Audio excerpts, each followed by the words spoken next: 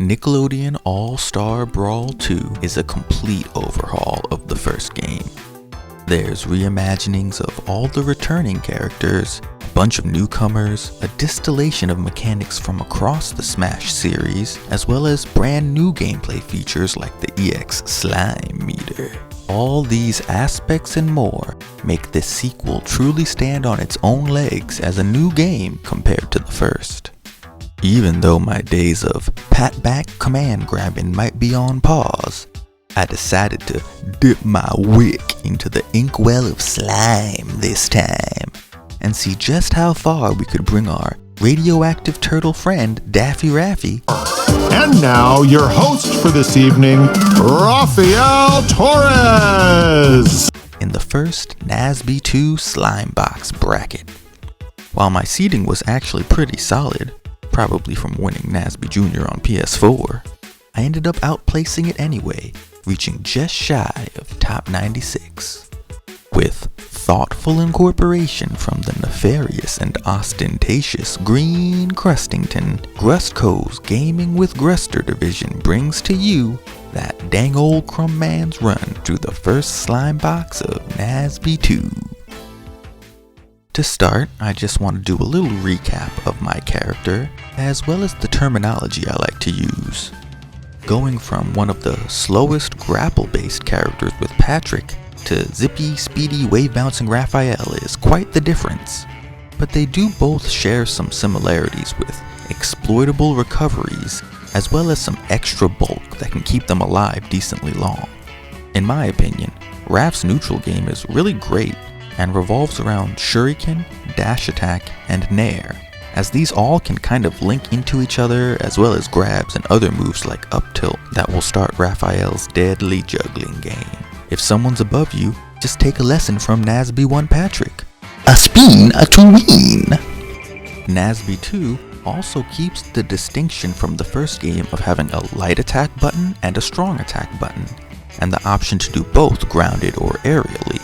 I find it clunky to always have to signify if it's a light aerial attack or strong aerial attack, and snare is not a term I've ever taken seriously, so here's how I will be referring to the moves. On the ground, when pressing your light attack button, you get your tilts. Up tilt, down tilt, and forward tilt as usual from a Smash game, as well as just your jab or neutral attack when pressing the button with no direction. While in the air, the light button performs your aerials, and in an improvement from NASB 1, you have 5 aerials like traditional Smash. Up and down air, neutral air, and now back air and forward air too. On the ground, when pressing your strong attack button, you'll get your smashes, up smash, down smash, and forward smash as usual, all with the ability to be charged as Smash attacks can. While in the air, however, I refer to these purely as your strongs. You only have 3 in the air as opposed to the 5 light aerials, so when I mention strongs, up strong, forward strong / neutral strong, and down strong, I'm specifically talking about the air-based moves with the strong attack button. I think dividing the terminology into these 4 groupings, tilts and aerials, smashes and strongs, is just the easiest way to make each category distinct. And then the specials are just specials, you know.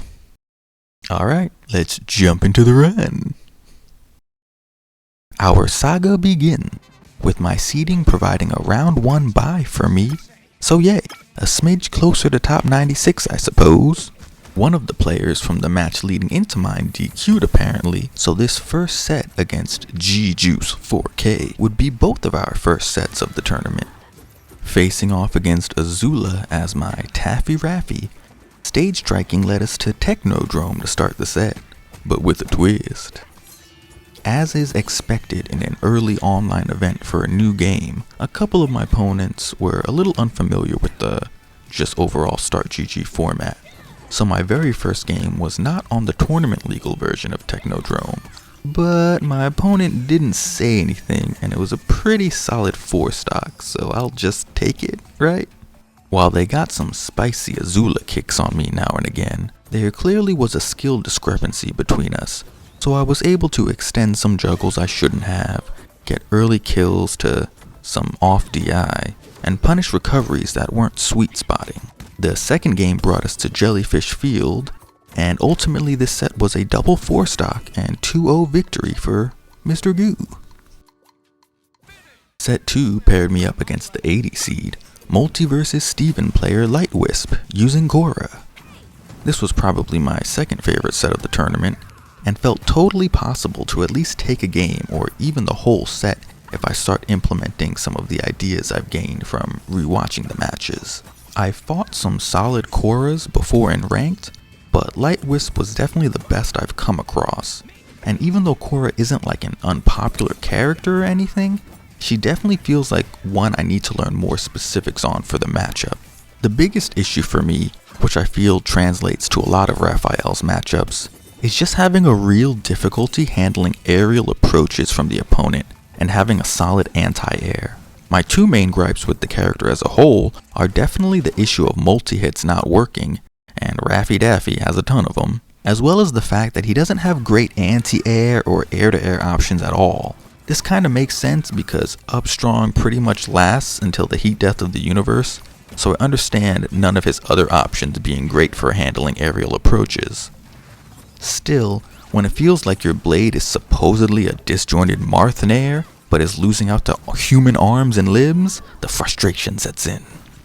Game 1 ended on last stock, but wasn't last hit by any means. And while Game 2 started on a similar pace, my hesitance to use Slime Meter for recoveries, and then holding in to avoid having to recover into getting spiked, just got me snowballed into almost a 3-stock. All good lessons learned though. Gotta watch out for that zippy zappy Cora aerial approach, and if you've got the slime and it's the difference between losing a stock or dealing with a ledge trap, always do the slime recovery. After that, my losers ran began against an El Tigre. Both the spacies of this game feel super strong, and Tigre seems to just crush with his forward strong for edge guards. But my opponent this round was clearly fairly beginner as well, so I was able to make it through pretty smoothly. In general, I think two of the most important things to work on with Tigre is sweet spotting ledge and mitigating your somewhat exploitable recovery, as well as just really zeroing in on your punish game for those high damage conversions and early KOs through edge guards. This Tigre was still learning their way through those aspects, so getting some free ledge hogs and not taking much damage when I did get hit helped me soar through with the 2-0. After facing that Tigre though, we were now faced with an unrelenting assault. If I wanted to make it to top 96 on loser's side, I would need to defeat the Granny Gauntlet. My fourth set against the first Granny went a pretty solid 2-0, although both games had my opponent, lesbian sniper Chris Kyle, at least once doing a Hail Mary runoff knee that just did not work. So while game 2 could have ended in their favor if they hit it, me and Raffy Taffy moved onward. The people watching out there, and people thought it was going downhill, and people were very upset with Laffy Taffy, whatever his name is, and the direction of the show was a real mistake and a real disaster, and shame on you for letting it happen. We haven't had a lot of the segments that I had planned yet. Well, I actually kinda like this Granny matchup, very much having similarities to her spiritual predecessor of Melee Falcon. She hits hard as fuck, especially with the knee and electric side B, but she's also a great weight/size to combo, and I definitely think exploiting her recovery and edgeguarding Granny can be developed much further. Well, lucky me then, because after that first Granny, we've got ourselves another Granny. This was probably my favorite set of the tournament, the only match of mine to go to game 3, and I'm pretty sure it was against the TO who does the NASB Junior tournaments. So yeah, shoutouts to the TOs making shit happen. This Granny was very fond of using the down special, that classic mystery bags of tricks, a la Faust from Guilty Gear, and that's totally how I think Granny should be played. Do your crazy electrics and up air knee combos, but once you've got space, start chucking shit hoping for a piano. Game 1 was going pretty close until I just let myself get F-tilted to death. Seriously, I gotta figure out my out of shield game as Raff. And then accidentally wasting all my meter on a miss super at the end pretty much sealed the deal. So now my back, housed by radioactive turtle Gelatin, was now against the what is it called again? What's this shell made of? Chelations? What are Chelonians? What are crabs again? Turtles aren't crabs. They both have shells. Chelonians are crab. A turtle, terrapin, or tortoise. Anywho, my back was against the wall. It was in losers, down a game, and this next one could have been my very last of the tourney. But I felt like this set was totally doable, so getting my counter pick of Technodrome definitely helped a good bit with following up on juggles and keeping pressure on Granny off stage. An uncontested 80 damage to start got me off with a good lead, but the game went fairly back and forth until the last couple stocks, where I managed to bring them to final stock first, and then a great opening string with a double up smash into slime cancel juggles solidified the lead I needed to take the game. Final game of the set would be on their counter pick, the FD resembling Royal Cemetery, which I kinda feel conflicted on currently because Raff loves to juggle, and what better way to juggle than with no platforms? I also think his movement options and the B-reverse shuriken give Raffy some variety in how he's going to land on a stage with no platforms like this, probably making this a solid pick for him in most matchups. I still need to know the details on the blast zone, but obviously if it's a shorter ceiling, even better. This one ended up the dominant match with a 3 stock for me, in part from some greedy edgeguards by my opponent and rough offstage situations. Finally though, we get to my 6th and final set of this slime box, against my 3rd and final Granny, and this one just started off super rough. Got 0 to death uber fucked right from the jump game 1, and this Granny definitely had their electric combos on deck, feeling like fighting Korra again, where any second they would just zoom at me with incredible speed, and beat whatever air to air nair I was attempting, and then hit for 20 to 40 damage plus a tech chase. On one hand, I was warmed up for Granny playing the 2 before this, but on the other hand, this player was doing conversions and recovery mix-ups the last 2 weren't, so I got 3 stocked pretty solidly game 1. Game 2, I finally got my main counterpick stage of choice, that dang volcano with the triplats and short ceiling, and it came down to last stock very close at the end, but having some analysis paralysis on the ledge into a pretty bad slime burst got my final stock punished, and my ending result a 97th out of 815 for the slime box. Overall, this was a super fun tourney to play in. Props to HBox and Team Liquid putting on a NASB 2 event, as well as Game Mill and the developers supporting with pot bonuses and game giveaways during the stream. I definitely think Raff is a pretty strong character currently. The bulk plus really oppressive neutral of B-reverse shurikens just seems like he can, be pushed a lot further, as well as having a somewhat straightforward game plan to execute and great landing options. I do kind of want to play someone a little bit weirder though, so please buff Donnie so it doesn't feel like total sludge whenever I move with him. I definitely plan on entering Slimebox 2 next month, as well as starting to get into some weeklies and monthlies as well.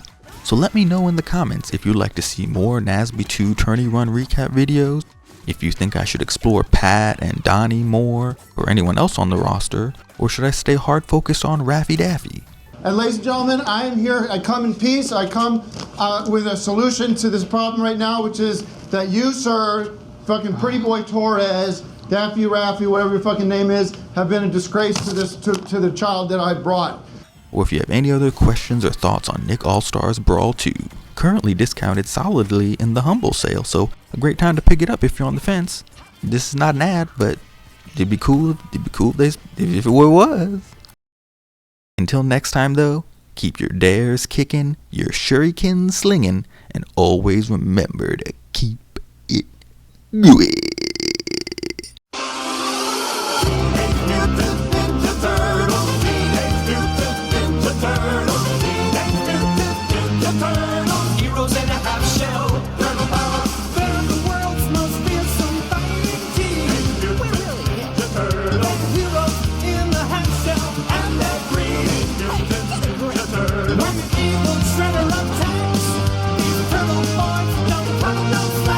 Teenage Mutant